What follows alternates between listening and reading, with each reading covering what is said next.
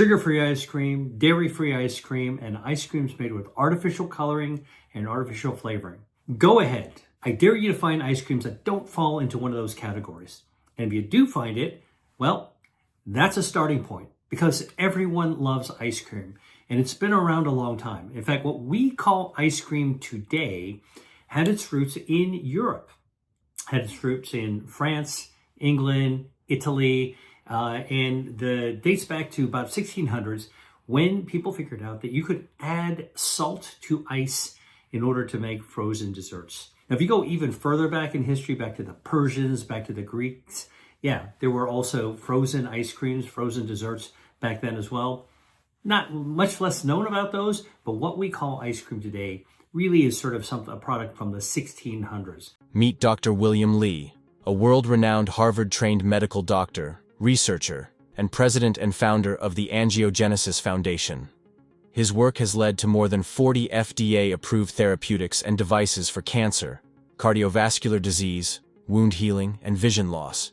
He is also a New York Times best-selling author of Eat to Beat Disease, The New Science of How Your Body Can Heal Itself, and Eat to Beat Diet, Burn Fat, Heal Your Metabolism, and Live Longer.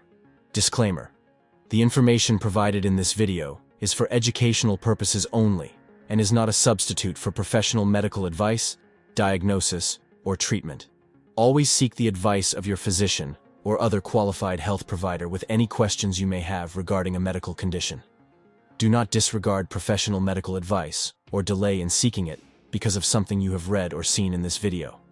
I'm not going to give you permission to eat ice cream as a health food, but I'm going to tell you some scientific facts about ice cream that actually might surprise you and might allow you to treat yourself once in a while because, well, maybe you deserve it. Okay, so here is the surprise. In fact, I always thought ice cream was not going to be a healthy dessert for you. Why? Well, because it's made with dairy, which has a lot of saturated fat. It's got added sugar to it. It's got emulsifiers to it. And, you know, when I was growing up, I would go to these ice cream stores that had all these different kinds of flavors in the summertime, and I'd be clamoring for a cone or a cup of the cold sweet stuff, right? Well, most of it was nuclear colored and, you know, really kind of a kaleidoscope of flavors. Of course, every kid wants it, but actually there's some data that surprised me that is beginning to show that perhaps ice cream could actually be beneficial for heart health. Are the snacks you're eating every day silently sabotaging your health? In today's video, Dr. Li uncovers the 3 most harmful snacks that you should avoid at all costs. These seemingly innocent foods could be contributing to weight gain, chronic inflammation, and even raising your risk of serious diseases like cancer. Stick around to find out what these dangerous snacks are and discover healthier alternatives that can help you feel your best and protect your body from harm. Sugar-free ice cream. If you're going to enjoy ice cream, don't think about it as something that's good for your heart. And so for that reason, don't be eating it all the time. But here are the types of ice cream that you definitely want to avoid if you want to protect your health, all right? First, don't eat sugar-free ice cream. This is becoming increasingly popular. People are looking for diet versions of various types of favorite foods. Well, sugar-free ice cream contains artificial sweeteners. And we're beginning to realize more and more that these artificial sweeteners actually damage or even kill our healthy gut bacteria, our gut microbiome.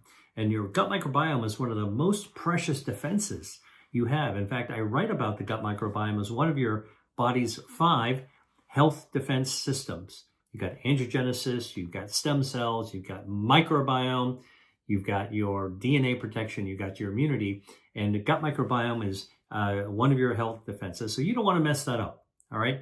Sugar-free ice cream with artificial sweeteners messes up your gut microbiome. When you mess up your gut microbiome, all right, inflammation goes up in your body, your lipid control starts to go haywire, so metabolically you're less healthy. And because your gut is connected to your brain, it can even affect your mood, which you don't want to actually do.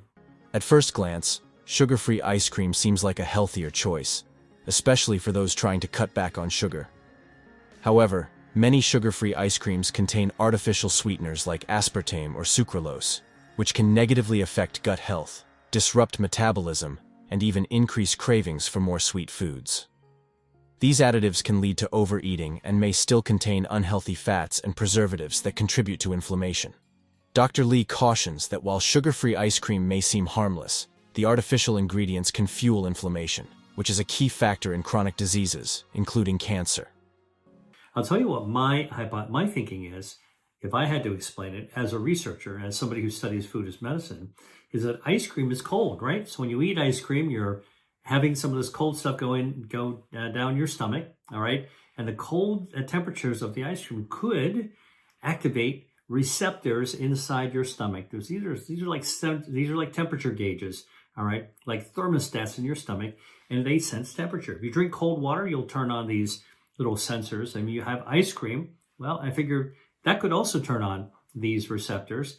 And when these cold receptors are turned on, the consequence is it tells your body, ooh, something really cold is happening deep inside our body. We better turn on the turbojets to warm up the system, warm up the body, all right? And so this process of turbojetting to warm up the body is called thermogenesis. Thermo, heat, genesis, generating heat, all right? And all of a sudden your body generates heat. And in order to generate heat, the body has to burn down fuel. You need fuel to burn it down, body fat, to create heat to burn down body fat. And so it'd be like just if you were cooking and you had a gas range in your house, if you wanted to actually turn on the range top, what do? You turn on the knob, it goes click, click, click, whoosh, right? And when that stovetop goes whoosh, that would be like thermogenesis inside your body. According to a review published in the journal Nutrients, researchers investigated the effects of artificial sweeteners on health, particularly their impact on overall mortality. They analyzed data from various studies to understand how these sweeteners, commonly used as sugar substitutes, might affect people's health. The findings revealed that low to moderate consumption of artificial sweeteners was associated with a lower risk of death, while high consumption was linked to a higher risk. The study noted that individuals who consumed large amounts of artificial sweeteners often had other health issues, such as obesity and high blood pressure, which could lead them to choose these low-calorie options. In contrast, those who consumed smaller amounts tended to have healthier lifestyles and dietary habits.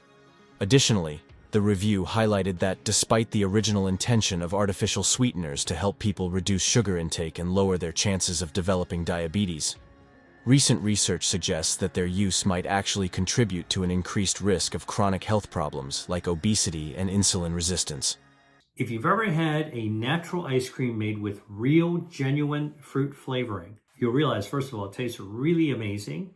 All right, if they use really ripe fruit and make it the right way. Sometimes it's called artisanal ice cream. It's super expensive. Most people don't want to afford to buy that kind of a thing. But that's going to be a little bit healthier than the one that actually tastes like ultra watermelon, ultra pineapple. You know, these flavors that like make your mouth explode with delight because it tastes so much like the fruit. Grape, you know, look, it takes a lot of super intense grapes in order to be able to create that, you know, Concord grape jelly-like flavor. That's going to be artificial. All right. Fruity flavor, as I call them, but they actually taste too intense. Usually artificial fake fruit flavoring, not the real fruit itself. And that's not going to be good for you because those artificial flavorings are synthetic chemicals that you don't want to be introducing in your body. Dr. Lee recommends opting for healthier alternatives to sugar-free ice cream, such as naturally sweet frozen treats made from whole fruits like bananas, mangoes, or berries. These fruits are rich in vitamins, minerals, and antioxidants that support overall health, unlike artificial sweeteners, which offer no nutritional value. Frozen bananas, for example, are an excellent source of potassium and vitamin B6, both of which promote heart and brain health. Mangoes, on the other hand, are loaded with vitamin C, which strengthens the immune system and helps fight off inflammation.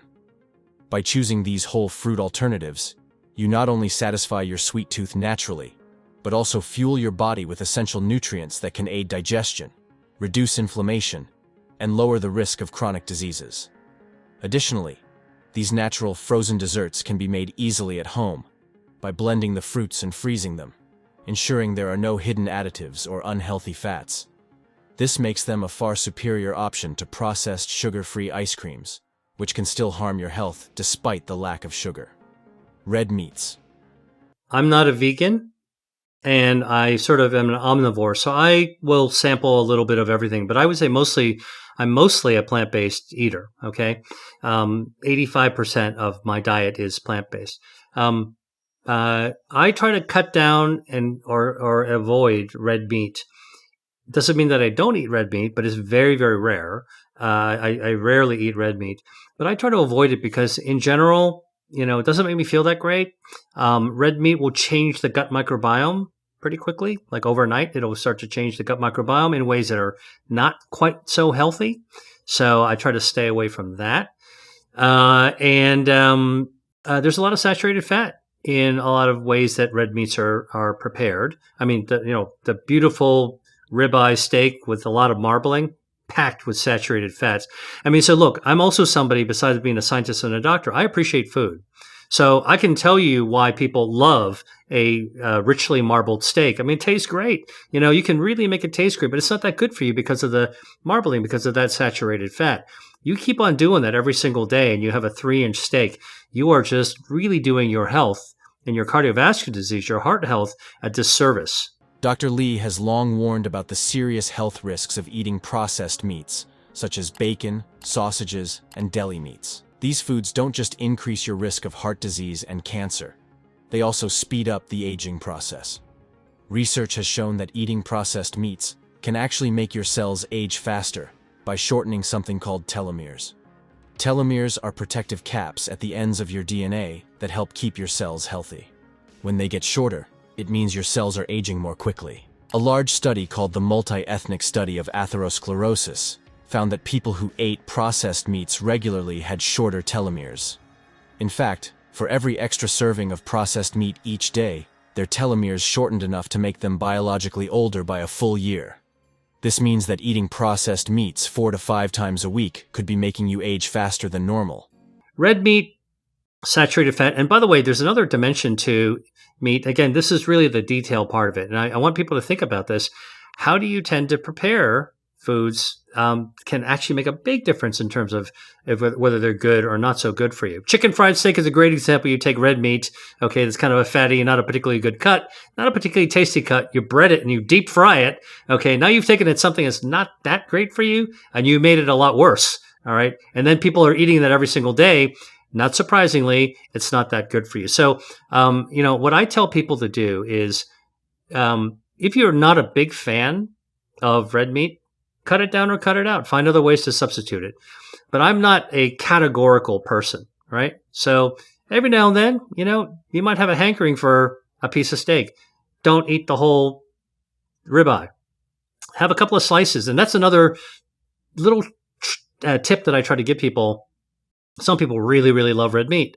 And I try to tell people, try to cook it in a healthiest way possible. Some people want to grill their meat. Dr. Lee explains that processed meats are harmful because they contain chemicals formed during the processing and cooking that can damage your body's cells. These chemicals cause inflammation and stress in your cells, which can lead to diseases like cancer and heart problems. Red meat contains substances like saturated fats and a compound called L-carnitine, which your gut turns into a harmful chemical. This chemical has been linked to heart disease, obesity, and some cancers. When you actually grill meats, you're actually putting carcinogens on it. The smoke from the fire, the saturated fat that drips off the meat on the charcoal. The charcoal burns that fat and it coats the meat with a carcinogen. And the char of a really, really amazingly grilled steak, kind of medium rare on the inside, the juicy but charred on the outside to give you that taste. Okay. Obviously, I've had that kind of steak before. It tastes great, but not healthy for you because that char actually is a carcinogen. And with that smoke flavor also is a carcinogen. And you don't want to actually get the fake smoke flavor, which is made by chemicals, poured onto your meat either, right? So these are all the kind of details. So there are ways, by the way, to lower the harmful things on a grill. Additionally, cooking red meat, especially by grilling or frying, can produce harmful chemicals, particularly in the charred or burnt parts. These chemicals are known to increase the risk of cancer. While unprocessed red meat may not shorten telomeres like processed meats, Dr. Lee advises that the risks associated with eating red meat, especially when cooked at high temperatures, should be carefully considered. According to a review in the British Medical Journal, a major study looked at how eating red meat affects heart health, particularly the risk of coronary heart disease in United States men. This research involved over 51,000 male health professionals who shared their dietary habits over 30 years. The study found that eating more red meat, both processed, like bacon and hot dogs, and unprocessed, like beef and lamb, increased the risk of developing heart disease. Specifically, for each extra serving of red meat consumed daily, the risk of heart disease went up by 12%. In contrast, replacing red meat with healthier options like nuts, beans, and whole grains was linked to a lower risk of heart disease, especially in older men. According to a review in the journal Foods, there are increasing worries about the health risks of eating red meat, especially its connection to cancer. The study looked at data from around the world to see how eating red meat affects cancer risk. It found a strong link. As people eat more red meat, the chances of getting cancer, particularly colorectal cancer, which affects the colon and rectum, also go up. The study showed that even when taking into account a country's wealth, which can affect what people eat, the connection between red meat and cancer still held true. This suggests that eating a lot of red meat could be bad for health, especially regarding cancer. Additionally, a major health organization has labeled red meat as a possible cause of cancer, meaning there is enough evidence to think it might increase cancer risk. What I tell people is cut down or cut out the things that are not so good for you. And if you're going to eat it occasionally.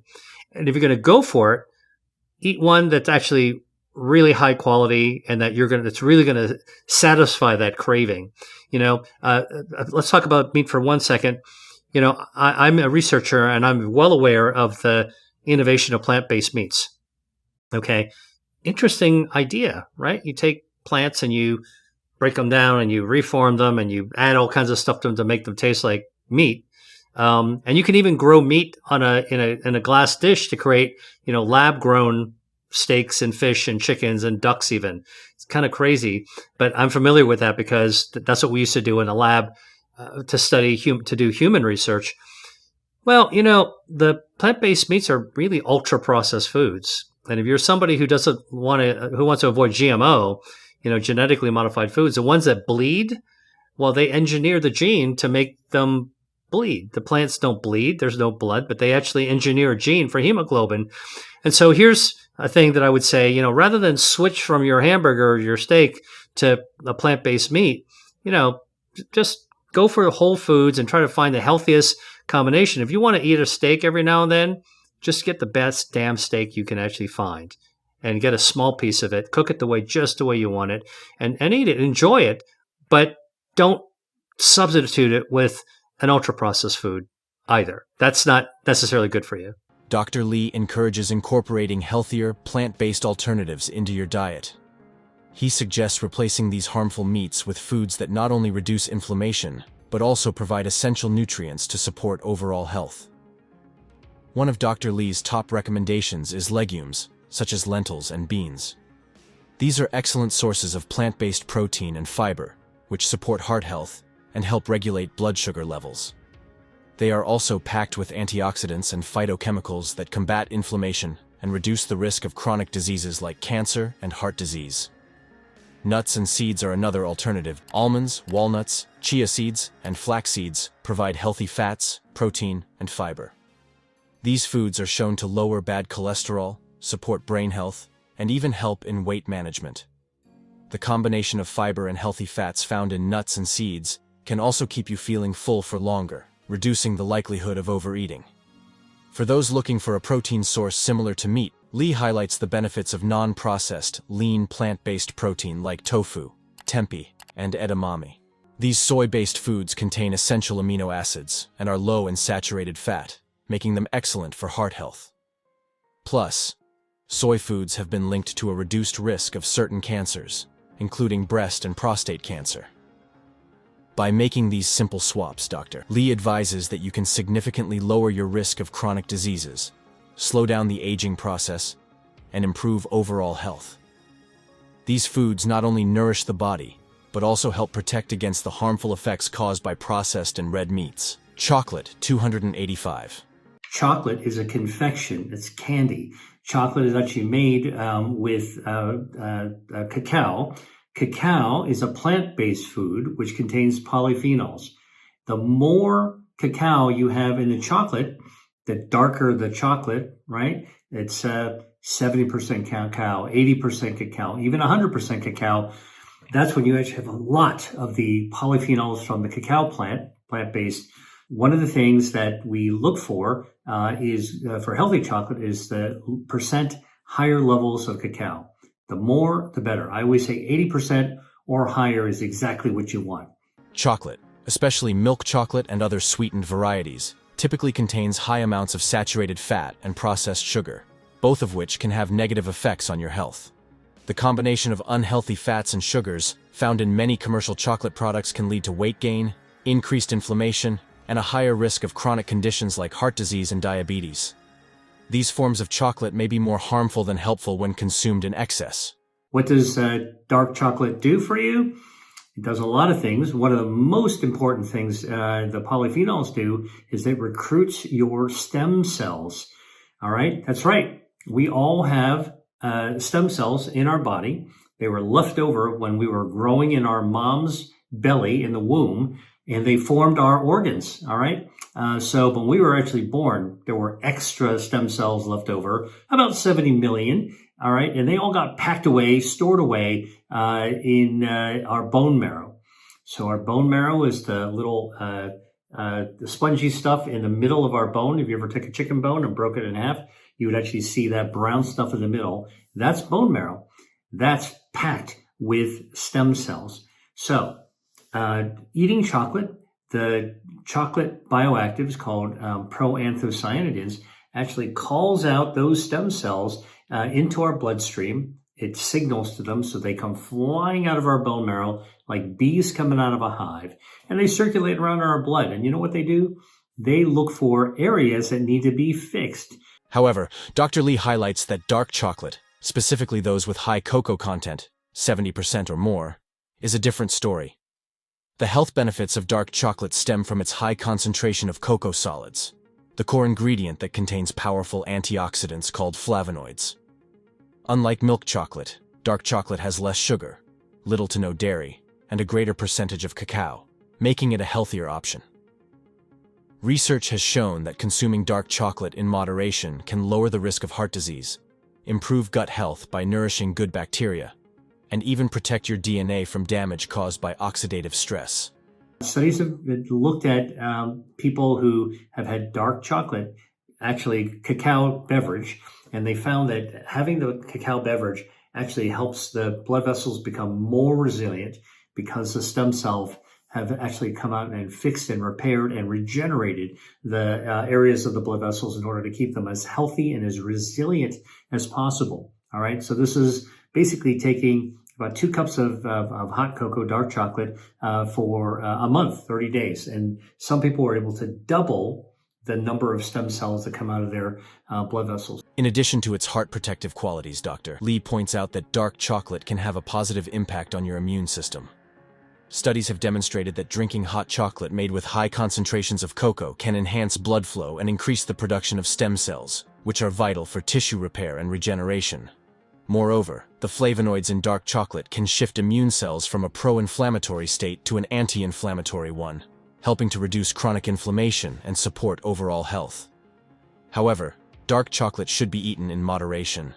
In plants growing around volcanic areas, you actually tend to have the roots take it up, and you wind up actually having more in the environment. And so cacao beans, pods tend to pick up more heavy metals. That's one of the reasons, by the way, that dark chocolate has these heavy metals. All right. Another reason that heavy metals can actually accumulate is, unfortunately, many of these cacao plantations are in industrialized developing countries where they're not taking care of the environment. So some of the cacao trees are near toxic dumps. Now you've got dust flying everywhere that's not healthy for you, these toxic metals, lead and cadmium, and so on and so forth. And a lot of times these cacao pods are opened up and the seeds are dried right out in the open, right? Bright, sunny, tropical environment, drying the seeds. Well, guess what? If there's lead or cadmium, heavy metals in the air, in the dust, they might fall down onto those seeds. They're going to get crushed. According to a review in Antioxidants and Redox Signaling, there are potential downsides to eating chocolate, especially if consumed in large amounts. One study mentioned in the review involved 10 healthy participants who ate either dark chocolate or white chocolate for 14 days. The results showed that those who consumed dark chocolate had better protection against DNA damage shortly after eating it. Specifically, their DNA was less affected by oxidative stress just 2 hours after consumption. However, this protective effect didn't last long, as it was not observed 22 hours later, indicating that the benefits might be temporary. You shouldn't be eating too much dark chocolate anyway. It's a candy, like I'm telling you. And but these are the ones that you would actually choose. Now, if you had to try to figure out how to even get even less, go for slightly lower levels of cacao. All right. So if you wind up getting 80% cacao, which is what I generally recommend, that's actually a good level. You're going to get lots of polyphenols. But if you get 70%, you're going to get a little bit less of the bioactive, but you also get less of the lead and cadmium as well. All right. So that's really what I would actually do to recommend on how to approach this issue of getting the benefits of dark chocolate, but minimizing the dangers of heavy metals like lead or cadmium. The other thing I would tell you about dark chocolate, my strong recommendation is to nibble on it and not to just eat the whole bar down, okay, like when you were a kid. What I like to do when I eat my dark chocolate is I like to get a bar. I like to break it into pieces, all right, and I will have it with coffee, right? So this is like mocha without it mixed into the coffee. I'll nibble a little bit of chocolate. I'll sip a little coffee. The hot coffee will kind of melt the chocolate in my mouth. Absolutely delicious. And you get to eat it slowly, so you're not really getting as much of a glucose spike. The review also points out that while enjoying chocolate in moderation can be good for health, overindulging can lead to weight gain. This is a concern because many chocolate products are high in sugar and fat, which can negate the positive effects of cocoa. Therefore, it's important to be mindful of how much chocolate we eat.